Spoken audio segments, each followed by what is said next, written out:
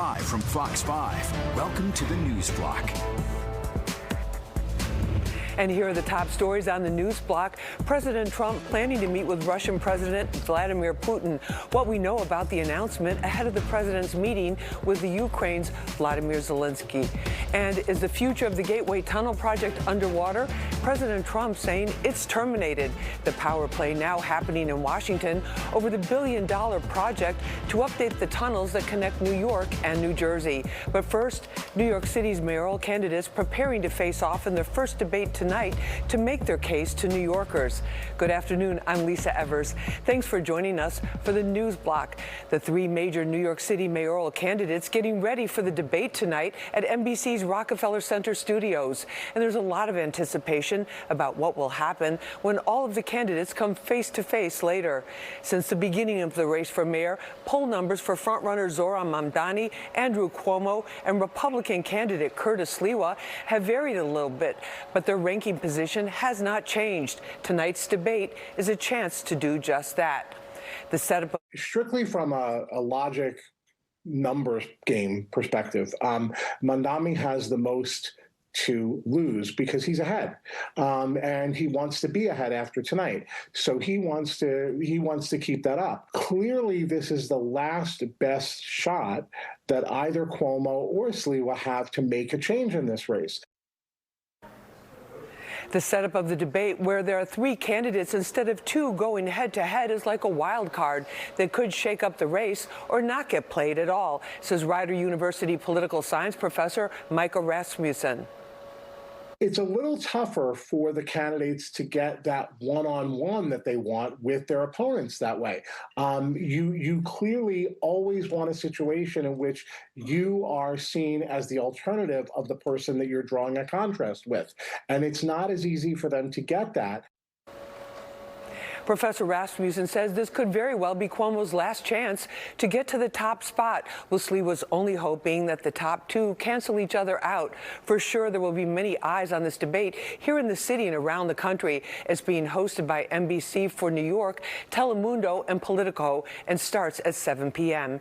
And for more on the race for mayor, tune into Battleground NYC, the fight for your vote, with host S.E. Cup, streaming it weeknights at 7 p.m. on the Fox Local app, or watch right here on Fox 5 after the 10 o'clock news. And we continue following a developing story. Leaders from New York and New Jersey reacting to President Trump's termination of the Hudson River Tunnel Project, also known as the Gateway Project. It was set to improve rail service with new tunnels under the Hudson River. Fox 5's Linda Schmidt is live in Chelsea now with more on what commuters need to know. Linda? Yeah, hi there, Lisa. Well, first of all, we are at one of many locations associated with this project. And just take a look over my shoulder here. Work has not stopped here today, and there's major equipment out here. You have a backhoe, you have several cranes. Some of the crew, they're still on the site today. Some of them left for the day, like they do every day, at about 3:45. But they will be back here tomorrow.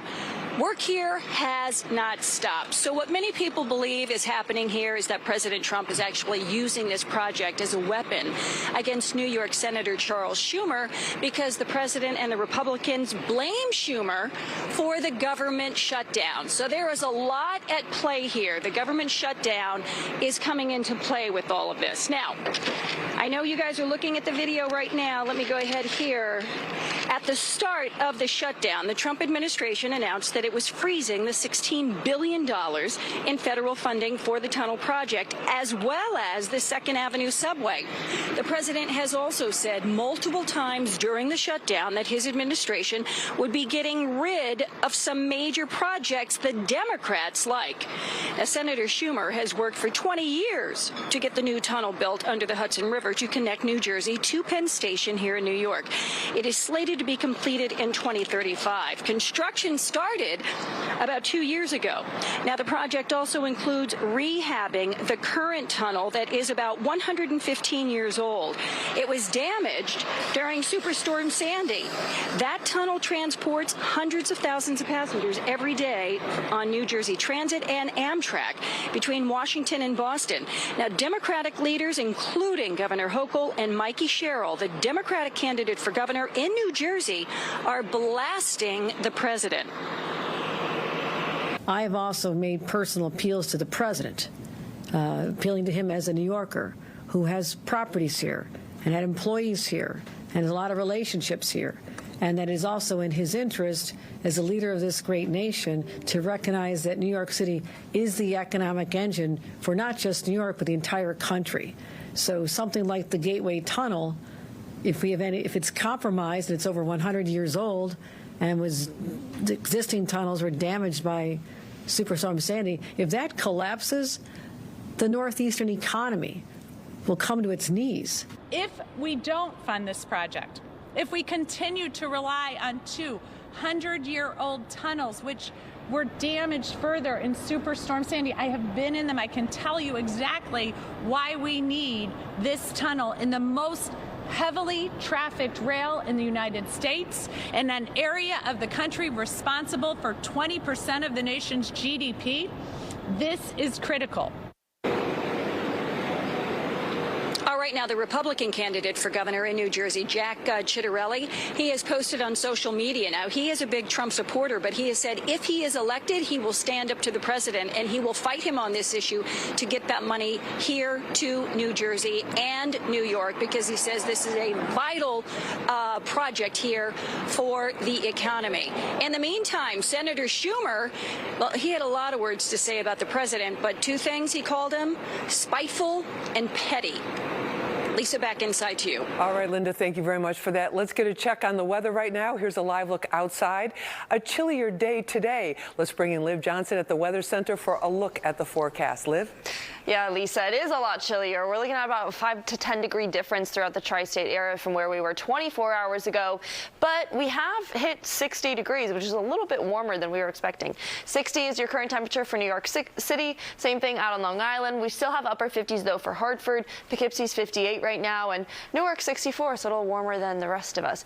It does feel a little cooler, though. We've been dealing with those strong winds throughout the afternoon. Wind speeds 15 to 25 miles per hour, gusting close to 30 or 35 miles per hour. It does get a little bit warmer for the weekend. I'll have more on that later. Lisa? All right. Thanks, Liv. President Trump saying he will meet with Russian President Vladimir Putin again in the hopes of ending the war in Ukraine. No date has been set, but Trump posted on social media that the meeting would take place in Hungary. President Trump saying great progress was made during a call with Putin today. Trump is set to meet with Ukrainian President Vladimir Zelensky at the White House tomorrow. Secretary of State Marco Rubio will sit down with representatives from Russia before the next Trump-Putin meeting takes place. The two leaders met in Alaska back in August with no major results coming out of that meeting. And developing news in the Middle East, officials in Israel have identified the remains of 2 more hostages returned from Gaza, but Hamas is being warned to hand over the bodies of those still being held since Monday's exchange. Hamas has returned 10 bodies, and Israel has identified 9 of them as hostages. Israeli officials say there were the remains of 28 total hostages in Gaza before the exchange. Israel has released 2,000 Palestinian prisoners in exchange for the hostages.